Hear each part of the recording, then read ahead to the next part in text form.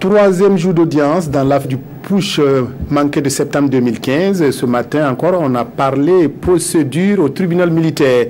Et pour l'audience de ce jeudi, les avocats de la défense ont préféré se taire et refuser de plaider pour leur propre recours. Ils dénoncent des entorses à la procédure auxquelles ils disent ne pas vouloir s'associer. Jed Bayala, Draman Guéné, Zoubaviel Dabiré.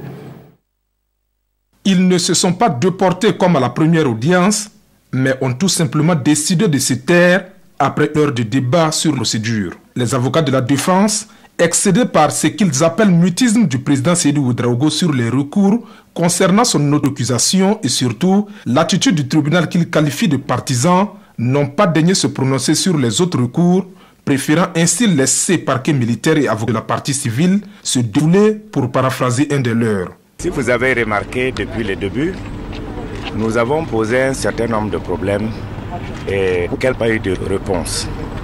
On a d'abord insisté sur le fait que le tribunal était irrégulièrement constitué et on a vu qu'on puisse même régulariser la situation pour qu'on puisse avancer. Parce qu'on est venu, ils nous reprochent d'être venus, on aurait dû ne pas venir, on est venu. On est venu pour qu'on ne dise pas qu'on fuit le débat. Mais on est venu pour poser le problème. Ils sont passés outre. Ensuite, on a posé le problème de la composition même du tribunal. Ils sont passés outre. Là même, le président du tribunal nous avait dit, laissez-moi d'abord pour le tribunal et après on va discuter. Voilà comment j'allais dire, il a pu nous amener à accepter qu'il compte son tribunal. Il y a eu une composition irrégulière que nous avons constatée. Enfin, nous avons dit que lui-même, il ne peut pas être à mesure de juger parce qu'il y a une procédure de réquisition contre lui. Et l'article 27 du Code de justice militaire dit que le tribunal doit statuer. Il nous demande que c'est quel tribunal. Mais on est convoqué devant le tribunal militaire. Il doit statuer avant de continuer. Parce qu'on dit, bon, vous n'êtes pas à même de juger. Donc statuer sur ça pour nous dire soit oui, je suis à mesure ou je ne suis pas à mesure avant de commencer à recevoir les actions. C'est face à cette obstination que nous avons décidé de ne pas partir, mais de nous taire et de le laisser faire. Des arguments balayés du revers de la main par les avocats de la partie civile. Pour Maître Sayouba Ania, si les recours formulés des avocats de la défense sont recevables dans la forme, dans le fond, ils sont injustifiés et par conséquent susceptibles d'être rejetés. Et pour l'auxiliaire de justice, l'attitude des avocats de la défense n'entame en rien la crédibilité du tribunal.